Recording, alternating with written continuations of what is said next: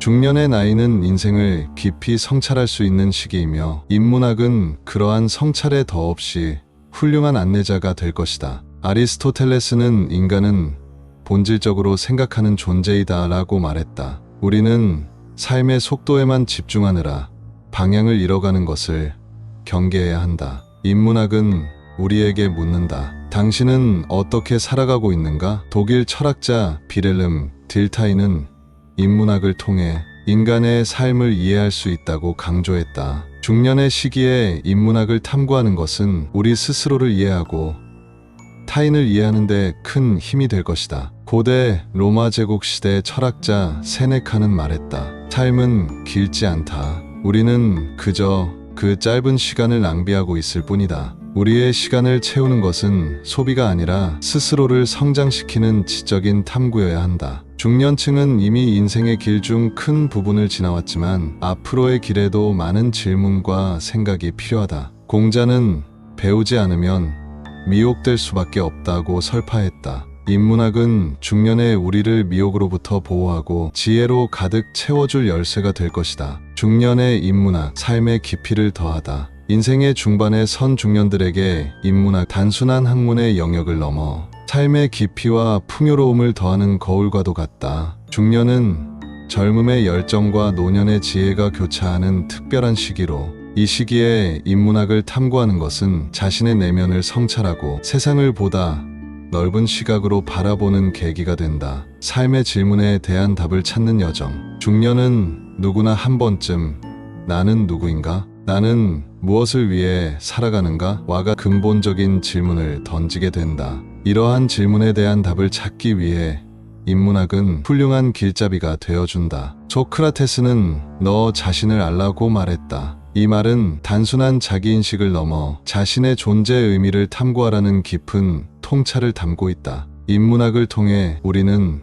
자신의 정체성을 발견하고 삶의 목적을 재정립할 수 있다. 역사와 철학을 통해 배우는 지혜. 역사와 철학은 인문학의 핵심이다. 역사는 과거의 사건들을 통해 현재를 이해하고 미래를 예측하는 데 도움을 준다. 한편 철학은 인간의 사고와 존재에 대한 근본적인 질문을 던지며 우리의 사유를 확장시킨다. 칸트는 용기 있는 지성은 의심할 줄 아는 지성이다 라고 말했다. 이는 중년의 우리가 기존의 믿음과 가치관을 제거하고 새로운 관점을 받아들일 준비가 되어 있어야 함을 상기시킨다. 문학과 예술을 통한 감성의 재발견. 중년은 감성의 풍요로움을 재발견할 수 있는 시기이기도 하다. 문학과 예술은 우리의 감정을 깊이 있게 표현하고 타인의 감정을 공감할 수 있는 능력을 키워준다. 도스토옙스키는 카라마조프가의 형제들에서 아름다움은 세상을 구원할 것이다 라고 말했다. 이는 예술과 문학 단순한 감상의 대상이 아니라 인간의 영혼을 치유하고 세상을 변화시키는 힘을 가지고 있음을 보여준다. 사회와의 연결고리, 인문학적 소통. 중년은 사회의 중심에 서 있는 세대이다. 인문학은 우리가 사회와 어떻게 소통할 것인가에 대한 통찰을 제공한다. 독일의 비판 이론 철학자 위르겐 하버마스는 소통적 행위론에서 인간의 상호작용과 소통의 중요성을 강조했다. 인문학을 통해 우리는 다양한 의견을 존중하고 사회적 문제에 대해 깊이 있게 고민할 수 있는 능력을 키울 수 있다. 노년을 준비하는 인문학적 성찰. 중년은 노년을 준비하는 시기이기도 하다. 인문학은 우리가 노년을 어떻게 맞이할 것인가에 대한 성찰을 제공한다. 세네카는 인생의 짧음에 대하여에서 삶의 길이가 중요한 것이 아니라 그 깊이가 중요하다고 말했다. 이는 중년에 우리가 단순히 시간을 보내는 것이 아니라 삶의 질을 높이고 깊이 있는 경험을 추구해야 함을 일깨워준다. 결론적으로 중년의 인문학은 단순한 지식의 축적이 아니라 삶의 깊이와 풍요로움을 더하는 과정이다. 역사, 철학, 문학, 예술을 통해 우리는 자신을 이해하고 세상과 소통하며 노년을 준비할 수 있다. 인문학은 중년의 우리에게 삶의 질문에 대한 답을 찾고 더 나은 미래를 설계하는 데 있어 든든한 동반자가 되어줄 것이다. 인문학은 인간을 인간답게 만드는 학문이다라는 말처럼 중년의 인문학 탐구는 우리를 더욱 풍요롭고 깊이 있는 인간으로 성장시키는 여정이 될 것이다. 현재의 나이에서 인문학적 소양을 키우기 위한 접근법 제안. 인문학적 소양이 부족한 사람들을 위한 인문학 접근법. 인문학은 때로는 높은 벽처럼 느껴질 수 있다. 특히 인문학적 소양이 부족한 사람들에게는 어디서부터 시작해야 할지 막막할 수 있다. 그러나 인문학은 결코 어렵거나 고리타분한 학문이 아니다. 일상 속에서 쉽게 접할 수 있는 다양한 방법들을 통해 누구나 인문학의 세계로 한 발짝 다가갈 수 있다. 아래는 인문학에 접근하는 몇 가지 실용적인 방법들이다. 일상의 질문에서 시작하기. 인문학은 인간과 삶에 대한 근본적인 질문에서 시작된다. 나는 왜 이 일을 하는가? 행복이란 무엇인가? 왜 사람들은 서로 다툴까? 와 같은 질문은 점이다. 이러한 질문을 스스로에게 던지고 주변 사람들과 이야기를 나누는 것만으로도 인문학적 사고의 첫걸음을 뗄 수 있다. 소크라테스는 질문하는 것만으로도 지혜의 시작이다 라고 말했다. 질문을 두려워하지 말고 스스로 탐구하는 태도가 중요하다. 교양 도서부터 천천히 읽기. 인문학 고전이 부담스럽다면 교양 도서나 쉽게 쓰인 입문서부터 시작하는 것이 좋다. 예를 들어 소피의 세계는 철학을 소설 형식으로 풀어낸 책으로 인문학 초보자들에게 적합하다. 또한 유발 하라리의 사피엔스는 인간의 역사를 쉽고 흥미롭게 풀어내며 인문학적 사고를 자극한다. 인문적 소양 향상을 위한 교양 도서를 다음과 같이 추천해본다. 야마구치. 철학은 어떻게 삶의 무기가 되는가? 유시민. 인문학으로 읽는 세계사. 공브리치. 서양 미술사.